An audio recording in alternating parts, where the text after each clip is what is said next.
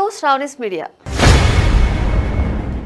ఆయన సీనియర్ రాజకీయ నాయకుడు. కాంగ్రెస్ వ్యతిరేకవాదిగా ఆయనకు పేరుంది. రైతు నాయకుడిగా పేరు తెచ్చుకున్నారు. మాజీ ప్రధాని దివంగత చౌదరి చరణ్ సింగ్ గారికి అత్యంత సన్నిహితుడని పేరు. అలాంటి నాయకుడు ఈ మధ్య కాలంలో వైసీపీ నేతలతో సన్నిహితంగా మెలుగుతున్నారట. వారు ఇచ్చిన చంద్రబాబు వ్యతిరేక స్క్రిప్ట్ చదువుతున్నారట కూడా. అసలు ఇంతకీ ఆ సీనియర్ నేత ఎవరు, ఎందుకు అలా చేస్తున్నారు? ఇప్పుడు ఏపీ రాజకీయాల్లో ఇదే హాట్ టాపిక్.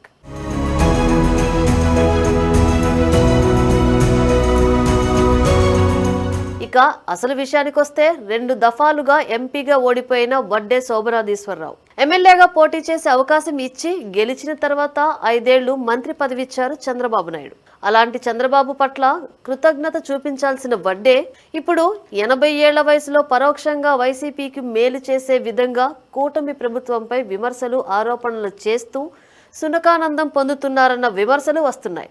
దాదాపు 20 ఏళ్లుగా రాజకీయ నిరుద్యోగిగా ఉంటున్న వడ్డే శోభనాధీశ్వరరావు ఇటీవల కాలంలో చంద్రబాబుపై రెచ్చిపోతూ వైసీపీ ఇచ్చిన స్క్రిప్ట్ చదువుతున్నారేమో అనే అనుమానం వ్యక్తం చేస్తున్నారు తెలుగు తమ్ముళ్లు. రాజకీయ నిరుద్యోగిగా ఉన్న వడ్డే ఏ పదవిస్తామని జగన్ రెడ్డి ఆశ చూపారో అంటూ విమర్శలు చేస్తున్నారు.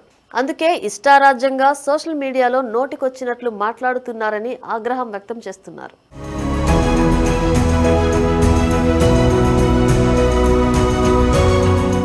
నిజానికి వడ్డే చేస్తున్న విమర్శలు ఆరోపణలను అటు సీఎం చంద్రబాబు కానీ ఉమ్మడి కృష్ణా జిల్లా టీడీపీ నేతలు కానీ ఏమాత్రం పట్టించుకోవటం లేదు.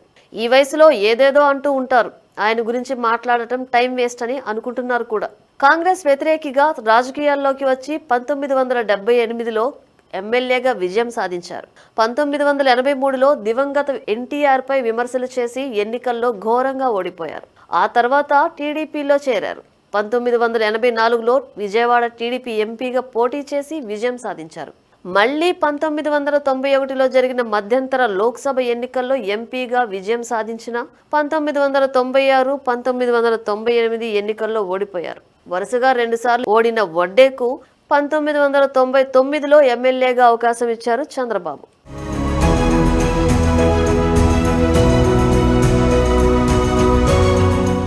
ఐదేళ్ల పాటు చంద్రబాబు ప్రభుత్వంలో వ్యవసాయ శాఖ మంత్రిగా కొనసాగారు కూడా.